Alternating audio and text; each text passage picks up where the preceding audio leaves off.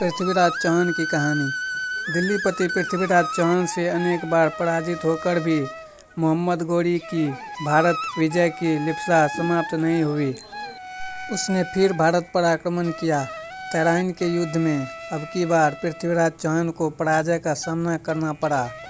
मोहम्मद गौरी को जीवनदान देने की जो भूल पृथ्वीराज चौहान ने की थी, वह भूल मोहम्मद गौरी नहीं करना चाहता था। उसने न केवल पृथ्वीराज चौहान को बंदी ही बनाया, अपितु उनकी आंखें भी निकलवा दी। उन्हें एक अंधेरे कैदखाने में डाल दिया गया। पृथ्वीराज चौहान के सखा थे चंद बरदाई। वे एड़ी चोटी का जोड़ लगाकर उनसे मिलने पहुँचे। उन्होंने गौरी से मुलाकात की। मुलाकात में पृथ्वीराज की बात भी चली। चंद बरदाई ने गौरी को बताया कि पृथ्वीराज शब्दभेदी बाण मारता है। गौरी को उत्सुकता हुई, अतः पृथ्वीराज की परीक्षा लेने की तैयारी होने लगी। एक मंच बनाया गया जिस पर गौरी विराजमान हुआ।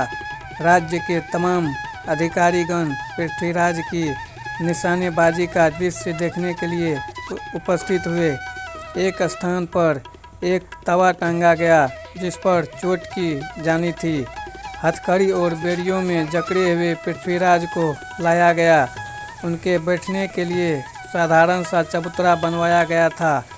बंदी पृथ्वीराज को देखकर गौरी को हंसी आ गई। गौरी ने व्यंग्य करते हुए कहा, बंदी दिल्ली नरेश, हमने सुना है कि आप शब्दभेदी बाण भी मारते हैं।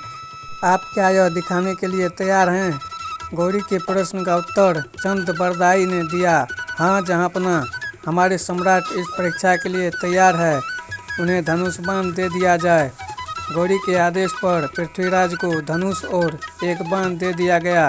गौरी ने कहा, दिल्ली नरेश, यदि बाण चूक गया तो आपकी गर्दन पर दूसरा बाण पड़ेगा। पृथ्वीराज ने प्रत्यंचा पर बाण रखा।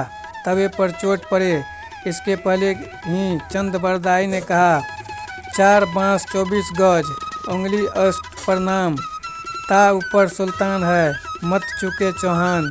चंद बरदाई का कथन समाप्त भी न हो पाया था कि पृथ्वीराज के धनुष से बाण छूटा और गौरी के हृदय पर जा लगा। गौरी की जीवन लीला समाप्त हो गई।